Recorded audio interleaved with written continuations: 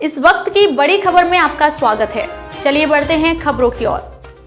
नई दिल्ली प्रवर्तन निदेशालय की टीम ने नेशनल हेराल्ड केस में कांग्रेस के 2 दिग्गज नेताओं के खिलाफ चार्जशीट दाखिल की है। ईडी ने लोकसभा में नेता प्रतिपक्ष राहुल गांधी, राज्यसभा सांसद सोनिया गांधी और ओवरसीज कांग्रेस के अध्यक्ष सैम पित्रोदा के खिलाफ आरोप पत्र दाखिल किया है। इस मामले में 25 अप्रैल को सुनवाई होगी। जैसे ही ये मुद्दा सामने आया, सियासी पारा चढ़ने लगा। कांग्रेस ने केंद्र सरकार पर बदले की भावना के तहत ऐसा करने का आरोप लगाया है। यही नहीं, बुधवार को देश भर के ईडी दफ्तरों पर प्रदर्शन का भी ऐलान किया था। जिस तरह से पूरे मामले पर घमासान तेज हो रहा है, यह मामला नेशनल हेराल्ड अखबार से जुड़ा है। साल 1938 में भारत के पहले प्रधानमंत्री जवाहरलाल नेहरू ने इसकी स्थापना की। अखबार का मालिकाना हक एसोसिएटेड जर्नल लिमिटेड के पास था, जो 2 और अखबार छापती थी। ये अखबार थे हिंदी में नवजीवन और उर्दू में कौमी आवाज। 1956 में एजेएल को गैर व्यावसायिक कंपनी के तौर पर स्थापित किया गया और कंपनी एक्ट धारा 25 से कर मुक्त कर दिया गया। कंपनी धीरे धीरे घाटे में चली गई। कंपनी पर 90 करोड़ का कर्ज भी चढ़ गया। इसी बीच साल 2008 में वित्तीय संकट के बाद इसे बंद करना पड़ा, जहां से इस विवाद की शुरुआत हुई, जिसको लेकर आज भाजपा युवा मोर्चा के तत्वाधान पर सैकड़ों कार्यकर्ताओं के साथ सारंगगढ़ भारत माता चौक पर राहुल गांधी का पुतला दहन के विरोध प्रदर्शन किया। क्या कार्यक्रम था और किस चीज़ को लेकर आज पुतला दहन किया गया? जो आज नेशनल हेराल्ड जो कांग्रेस पार्टी के जो नेता हैं, सैम पित्रोदा जिसमें सदस्य हैं, राहुल गांधी, सोनिया गांधी, जो दबा के बैठे हैं, जिसका लगभग 650 करोड़ रुपया का जो संपत्ति जो लोगों का है अपने नाम पे, जो एक कंपनी बना करके अन्य तरीके से, और जिसको कोर्ट में जो चल रहा है, इसको ये लोग गलत तरीके से अपना क्या कहना चाहिए कि भाई जो विषय है, तो इस विषय को लेकर के हम लोग आज युवा मोर्चा की तरफ से आह्वान पे आज राहुल गांधी, सोनिया गांधी का पुतला दहन का कार्यक्रम किए हैं।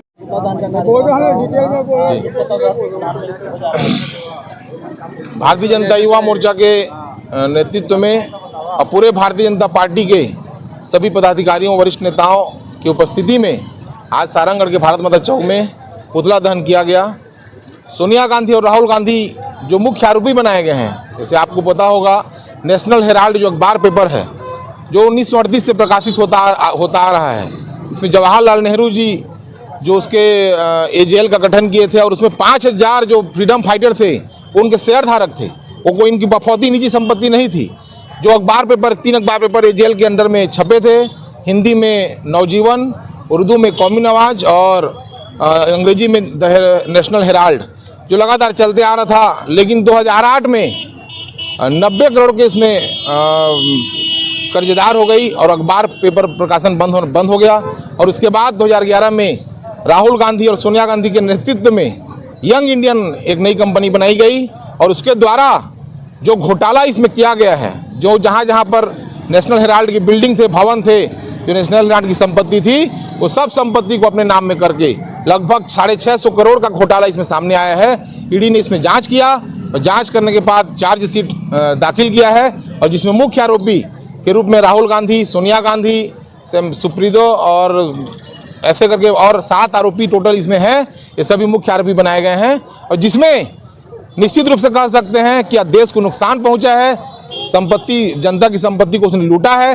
कांग्रेस पार्टी के ऊपर आरोप है भ्रष्टाचार का, और ये आरोप सिद्ध होगा आने वाले समय में। आप सब देखेंगे निश्चित रूप से।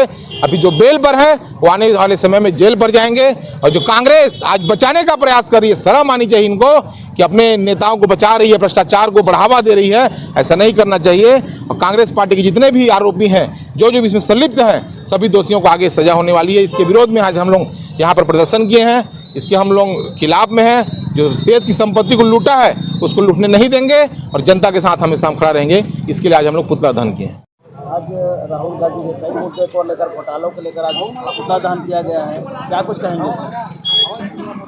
देखिए, नेशनल हेराल्ड मामले में जिस तरह से इन्फोर्समेंट डायरेक्टरेट ईडी ने राहुल गांधी और सोनिया गांधी के खिलाफ PMLA की धारा 44 और 45 में चार्जशीट दाखिल किया है दिल्ली के विशेष न्यायालय में। तो PMLA के तहत चार्ज लगने के बाद सोनिया गांधी और राहुल गांधी को चाहिए कि नैतिकता के आधार पर अपनी संसद की सदस्यता से इस्तीफा दें और जांच प्रभावित न हो, इसके लिए वे जांच में सहयोग करें। आपको पता होगा कि 1995 में इस तरह हवाला कांड आया था, जिसमें हमारे नेता लाल कृष्ण आडवाणी का नाम आ गया, तो उन्होंने इस्तीफा दे दिया था लोकसभा की सदस्यता से और यह कहा था कि जब तक मैं निर्दोष सिद्ध नहीं हो जाता तब तक संसद में कदम नहीं रखूँगा।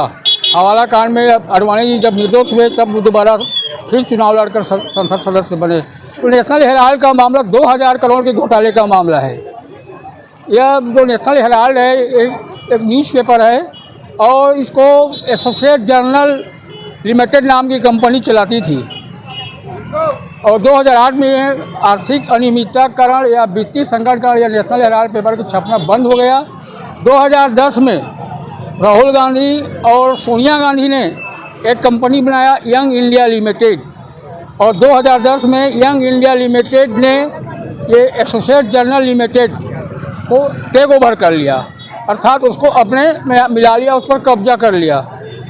और इसका शिकायत 2012 में सुब्रमण्यम स्वामी द्वारा दिल्ली के एक विशेष अदालत में किया गया था और सुब्रमण्यम स्वामी के शिकायत के आधार पर राउज एवेन्यू कोर्ट दिल्ली ने ईडी को जांच का निर्देश दिया था 2014 में।